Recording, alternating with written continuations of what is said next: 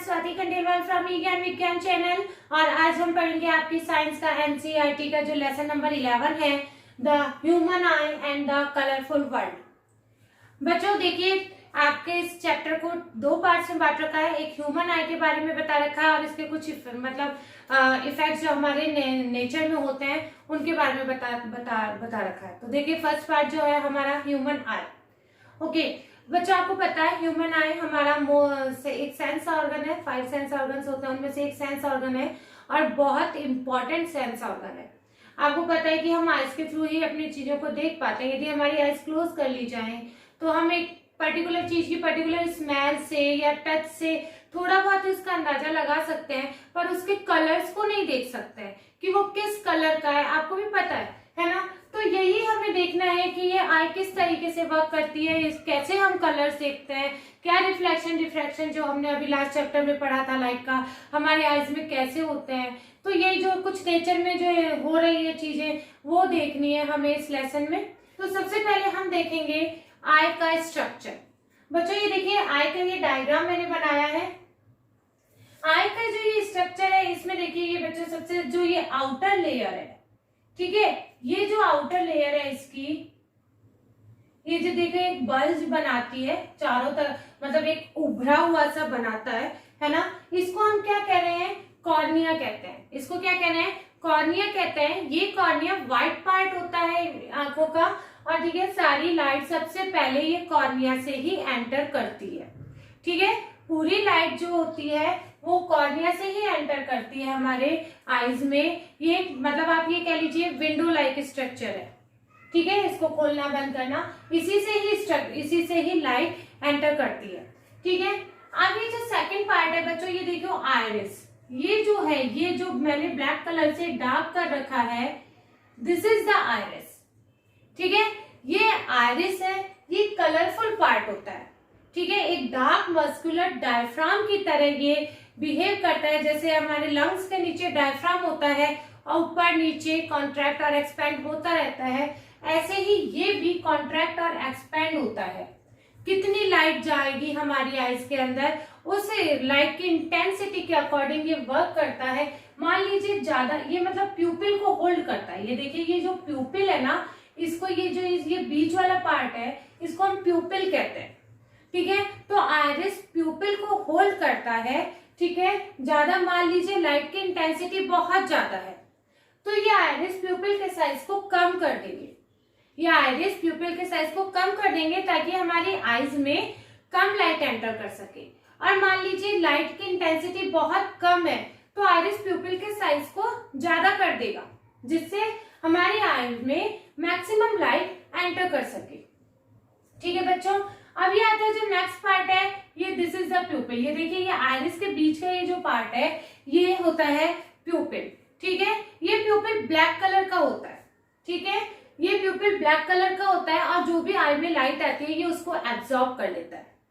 ठीक है, एब्जॉर्ब कर लेता है। इसका साइज छोटा और बड़ा होता रहता है, लाइट की वही जो आइरिस उसे करता है, प्यूपिल का साइज छोटा और बड़ा होता रहता है। ठीक है, तो लाइट की इंटेंसिटी कम होने पर तो ये बड़ा हो जाएगा, लाइट की इंटेंसिटी ज्यादा होने पर ये कम हो जाएगा।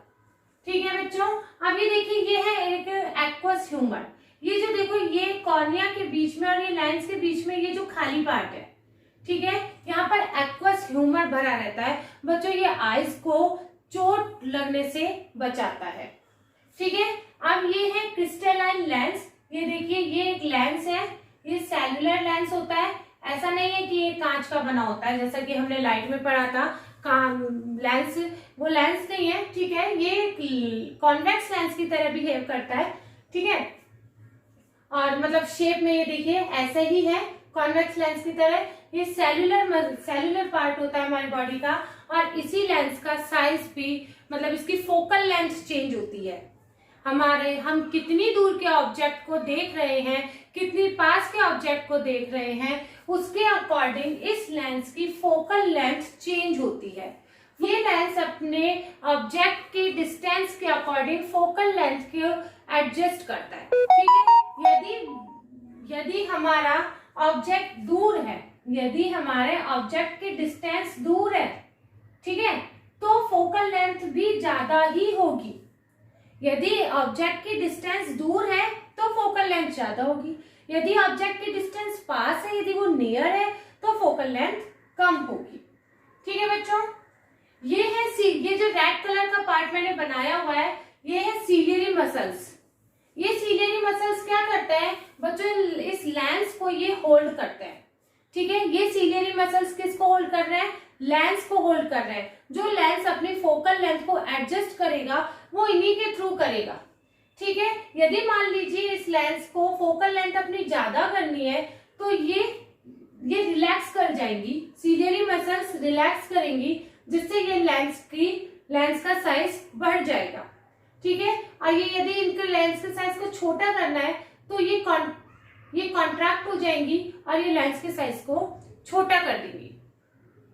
ठीक है बच्चों, तो ये हो जाएगा ये रेटिना। अब ये देखो बच्चों, ये रेटिना आ जाता है हमारे, मोस्ट इंपॉर्टेंट पार्ट है। रेटिना क्या होता है बच्चों, इस पे लाइट सेंसिटिव सेल्स बहुत सारी होती है। ठीक है, ये इस पे बहुत लाइट सेंसिटिव सेल्स होती है। आप यदि मतलब क्वेश्चन है इमेज कहाँ बनती है, तो ये इस रेटिना पे ही इमेज बनती है। कहाँ बनती है, इस रेटिना पे इमेज बनती है। इस पे बहुत सारी लाइट सेंसिटिव सेल्स होती हैं और जब हमारी आईज पे लाइट पड़ती है तो ये यहाँ पर सिग्नल्स इलस्ट्रेटिव हो जाते हैं और फिर ये जनरेट करती है। ये जो लाइट सेंसिटिव सेल्स है ये जनरेट करती है। ठीक है, फिर ये जो होती है, ये देखिए ये ऑप्टिक नर्व जा रही है। ये जो इन्होंने इलेक्ट्रिक पल्सेस, इलेक्ट्रिक इम्पल्स आ रहे हैं ना, ये कहाँ जाएंगे, सीधे ये ब्रेन को जाएंगे। ठीक है, ये ब्रेन को जाते हैं। पहली जो इमेज बनती है वो है ना रेटिना पे उल्टी बनती है, इन्वर्टेड इमेज बनती है रेटिना पे। पर क्या होता है जब ये ब्रेन को जाता है तो हमारा ब्रेन उस इमेज को कैसे एनालिसिस करता है, सीधी करता है। पर ठीक है, आपको ये ध्यान रखना है रेटिना पे इमेज बन रही है, यहाँ से जो ऑप्टिक नर्व हो रही है यहाँ से ये सारे इलेक्ट्रिकल इम्पल्सेस ब्रेन को जा रहे हैं और फिर ये ब्रेन हमें वापस से यहाँ पर ये जो आपने नर्व्स में पढ़ा होगा, ठीक है, तो ये ब्रेन यहाँ पर फिर हमें इमेज को दिखाता है। ठीक है, अब ये आता है विट्रस ह्यूमर। ये जो लेंस और रेटिना के बीच में ये जो फ्लूइड भरा हुआ है, यहाँ पर फ्लूइड भरा हुआ है, आपकी बुक में ब्लू कलर से दिखाया भी हुआ है, उसको क्या कह रहे हैं, विट्रस ह्यूमर। ठीक है, उसको क्या कहते हैं हम, विट्रस ह्यूमर। तो बच्चों ये आपका हो गया है आई का स्ट्रक्चर। ज्यादा कॉम्प्लिकेटेड नहीं है, ज्यादा डेप्थ में भी नहीं है। ठीक है, एक बार आप यहाँ पर समझ लीजिए, अपने बुक को पढ़ लीजिए, बहुत अच्छे से समझ में आएगा। अब नेक्स्ट जो टॉपिक आता है हमारा वो है पावर ऑफ अकोमोडेशन। क्या आ रहा है, पावर ऑफ अकोमोडेशन। अब आप कहेंगे बच्चों ये अकोमोडेशन क्या होता है। देखिए पहले क्या करना है हमें, मान लीजिए हम किसी बहुत दूर की चीज को देख रहे हैं। ठीक है, मान लीजिए हम बहुत दूर की चीज को देख रहे हैं। आपने यदि last chapter light, refraction and reflection ध्यान से पढ़ा होगा तो जब उसमें लेंसेज और मिरर के केस देखे थे आपने, लेंस के केस बता लीजिए, है ना, लेंस के जब आपने केस देखे थे तो आपने 6 केसेस देखे थे। ठीक है, 6 केसेस में आपने ये देखा था कि जैसे जैसे ऑब्जेक्ट को हम पास लाते जा रहे हैं वैसे वैसे इमेज हमारी दूर बनती जा रही है। ठीक है, इमेज को हम पास लाएंगे, ऑब्जेक्ट को हम पास लाएंगे तो इमेज हमारी दूर बनती जाएगी। पर अब क्या होगा, वहां तो चलिए ठीक है इमेज दूर बन रही है, पर हम यहाँ तो इमेज हमारी आई पे ही बन रही है, रेटिना भी फिक्स है। ठीक है, यानी इमेज तो हमारी फिक्स जगह पर ही बनेगी। तो अब क्या होगा भाई, अब मान लीजिए बहुत दूर है, बहुत पास है, तो अब कैसे हम चीजों को देख पाएंगे, कैसे इमेज बनेगी। उसके लिए अब यदि हम इमेज की पोजीशन को चेंज नहीं कर पा रहे हैं और ऑब्जेक्ट तो हमें देखना है, तो अब हमें ये लेंस की फोकल लेंथ को चेंज करना होगा। आई क्या करती है, लेंस की फोकल लेंथ को चेंज करती है, उसके अकॉर्डिंग हमें हमारी रेटिना पे इमेज बनती है। तो देखिए यदि ये फार पॉइंट है, बहुत दूर का पॉइंट है, ठीक है, तो इसमें क्या होगा बच्चों, दूर के पॉइंट को देखने के लिए इसमें क्या होगा, सीलियरी मसल्स रिलैक्स हो जाएंगी। सीलियरी मसल्स जो यहाँ पर सीलियरी मसल्स है ये रिलैक्स हो जाएंगी तो लेंस का साइज पतला हो जाएगा। मतलब ये लंबाई में बड़ा हो जाएगा। देखिए ये ऐसे हो जाएगा, है ना, ये पतला हो जाएगा, लेंस बिकम थिन, ठीक है, ये थिन हो जाएगा। इससे इसकी फोकल लेंथ जो होगी, इसकी ये जो फोकल लेंथ होगी वो इंक्रीज हो जाएगी। वो क्या होगी, इंक्रीज हो जाएगी। और फोकल लेंथ इंक्रीज हो जाएगी तो हमें ये जो डिस्टेंट पॉइंट है, फार पॉइंट है, ये हमें क्लियर दिखाई देगा। ठीक है, क्या होगा बच्चों, देखिए ये एक आई का स्ट्रक्चर है। यहाँ पर यदि हमें दूर के पॉइंट को देखना है, फार पॉइंट को देखना है, तो ये सीलियरी मसल्स जो हैं ये रिलैक्स हो जाएंगी, जिससे ये लेंस थिन हो जाएगा। थिन होने पर इसकी फोकल लेंथ इंक्रीज हो जाएगी और इंक्रीज हो जाने पर हमें ये फार पॉइंट क्लियर दिखाई देगा। ऐसे ही यदि हमें नियर पॉइंट देखना है, अब यदि हमें नियर पॉइंट देखना है तो बच्चों ऑब्वियसली फोकल लेंथ उसकी कम होनी चाहिए। ठीक है, नियर पॉइंट देखने के लिए क्या होगा, इसकी सीलियरी मसल्स जो है वो कॉन्ट्रैक्ट होंगी। क्या होंगी, कॉन्ट्रैक्ट होंगी। उससे क्या होगा बच्चों, ये लेंस जो है ना ये थिक हो जाएगा, ये बीच में से मोटा हो जाएगा, थिक हो जाएगा। तो इसकी फोकल लेंथ जो होगी वो डिक्रीज हो जाएगी। क्या होगी, फोकल लेंथ डिक्रीज हो जाएगी और हम नियर पॉइंट को क्लियरली देख पाएंगे। कुछ भी नहीं है, सीलियरी मसल्स कॉन्ट्रैक्ट और एक्सपेंड हो रही हैं। ठीक है, तो यदि वो एक्सपेंड होंगी, रिलैक्स होंगी, तो लेंस का साइज बढ़ जाएगा। यदि उन्होंने दम लगा दिया, पुश किया लेंस को, तो लेंस थिन हो जाएगा, मतलब थिक हो जाएगा, मोटा हो जाएगा। तो बस जो ये एडजस्ट हो रहा है लेंस और उसकी फोकल लेंथ एडजस्ट हो रही है, उसे हम क्या कह रहे हैं, अकोमोडेशन। क्या कह रहे हैं बच्चों, अकोमोडेशन। तो यदि आप इसकी डेफिनेशन बनाएंगे, the ability of eye lens, देखिए आप ध्यान से देखिए, the ability of eye lens to adjust its focal length, ability of eye lens to adjust its focal length. आपको पता है आई लेंस क्या कर रहा है, दूर और पास की चीजों को देखने के लिए फोकल लेंथ को एडजस्ट कर रहा है। तो सिंपल सी definition, the ability of eye lens to adjust its focal length so that clear image form on retina, so that clear image can form on retina or it can see object which are nearby or far away. ठीक है, ये चाहे कुछ भी नहीं, the ability of eye lens to adjust its focal length is called accommodation. ठीक है बच्चों, समझ में आया, कुछ नहीं है, सीलियरी मसल्स को रिलैक्स से स्टार्ट करेंगे, फोकल लेंथ बढ़ जाएगी क्योंकि लेंस पतला हो जाएगा।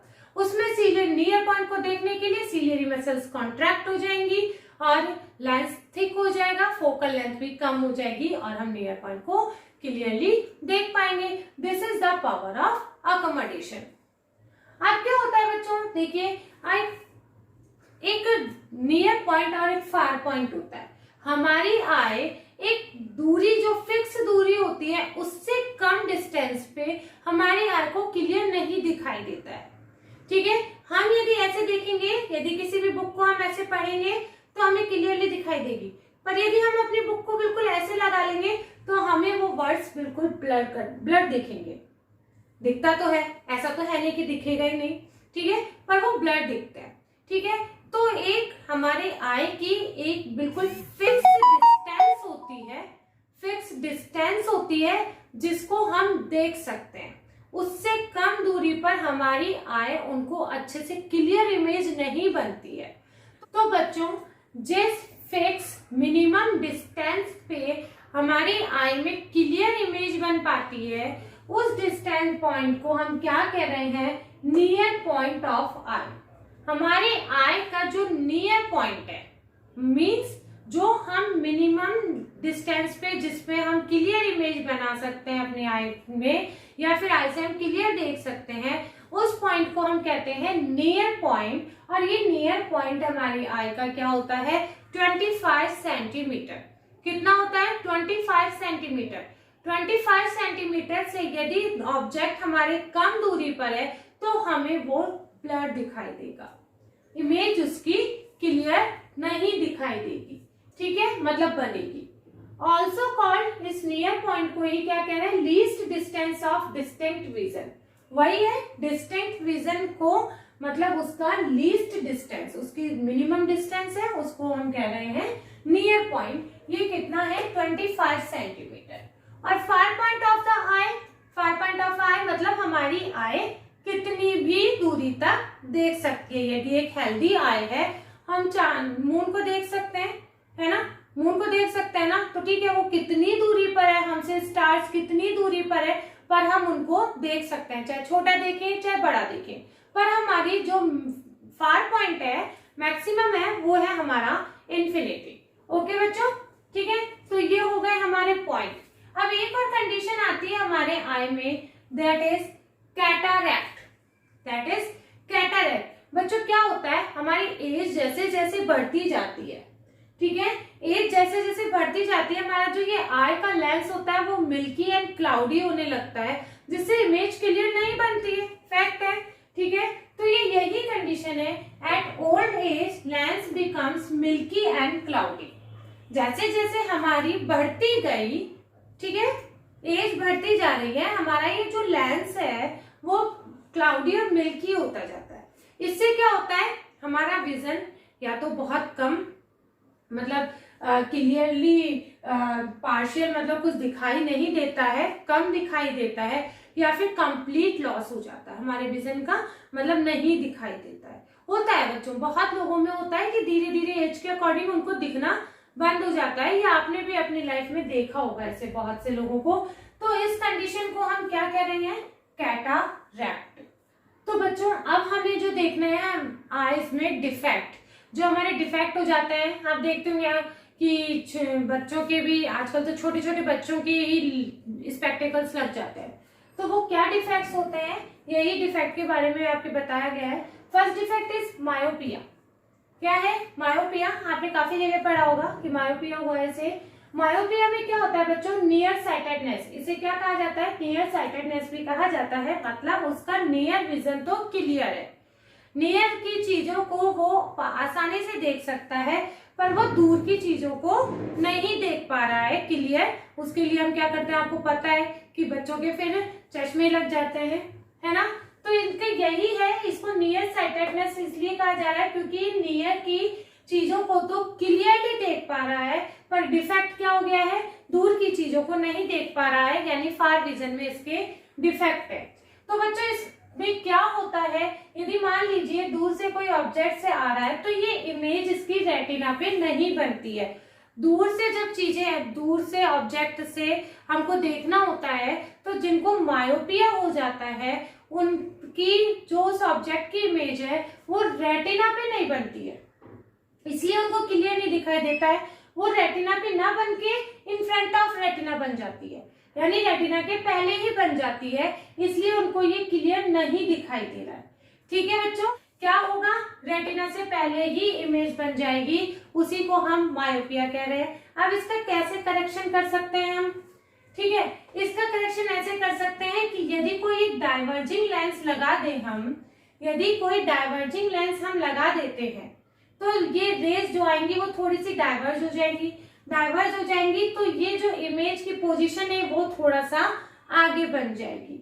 ठीक है, तो इसका देखिए करेक्शन, ये कॉनकेव लेंस, आपको पता है कॉनकेव लेंस डाइवर्जिंग लेंस होता है। ठीक है, तो concave lens of suitable focal length, focal length एक सूटेबल फोकल लेंथ के जितना उसकी पावर कम हो जाएगी, उसी के अकॉर्डिंग फोकल लेंथ का हम कॉनकेव लेंस लेंगे। देखिए ये कॉनकेव लेंस यदि हमने इसकी आंखों के आगे लगा दिया है तो ये थोड़ी सी डाइवर्ज हो जाएंगी रेस, ठीक है, ऑब्जेक्ट से आने वाली, और ये फिर रेटिना पे इमेज बन जाएगी। ठीक है, ये इमेज रेटिना पे बन जाएगी, कैसे, डाइवर्जेंस लेंस लगा देंगे, यानी concave lens suitable focal length का ही लगाएंगे। ठीक है, तो इससे ये हमारा करेक्शन हो जाएगा, ये defect.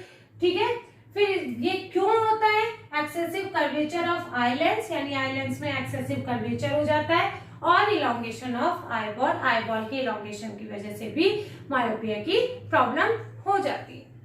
Second defect is hypermetropia. Second defect is hypermetropia. Hypermetropia को बच्चों क्या कह रहे हैं, फार साइटेडनेस। क्या कह रहे हैं, फार साइटेडनेस भी कह रहे हैं, यानी इसका फार विजन तो क्लियर है, फार विजन इसका क्लियर है, उसमें उसको कोई दिक्कत नहीं है। दिक्कत कहाँ आ रही है? हमें पास की चीजों को देखने में। तो बच्चों इसमें क्या होता है, जब नियर का ऑब्जेक्ट वो देखता है तो इसकी जो इमेज है वो रेटिना से भी बिहाइंड ऑफ द रेटिना, यानी रेटिना के भी पीछे जाकर बनती है।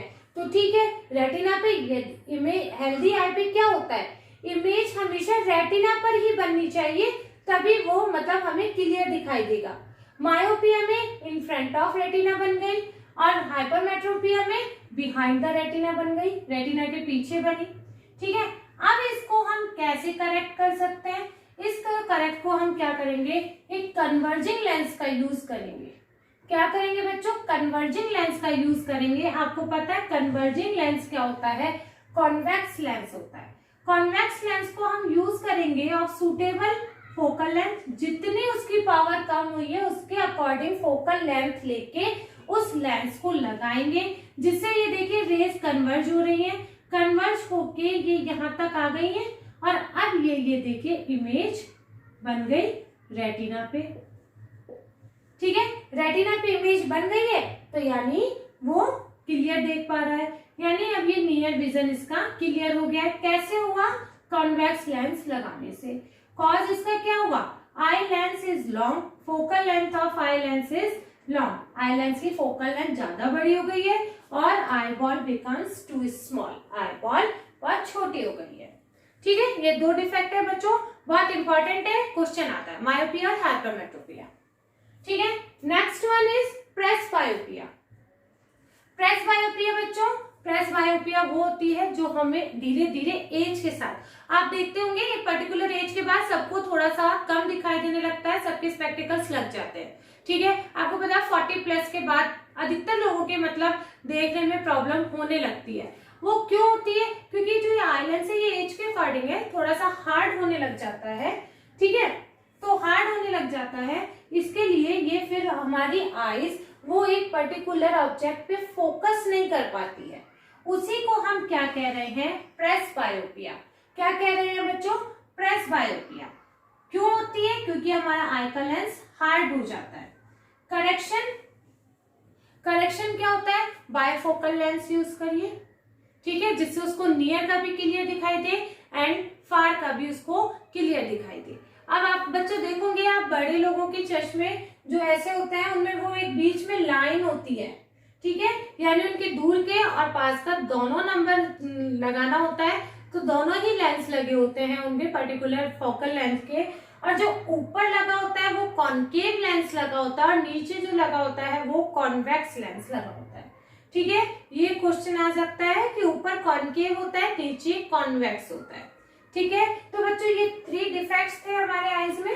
तो इस तरीके से ये हमारे आई का पोर्शन कंप्लीट हो गया।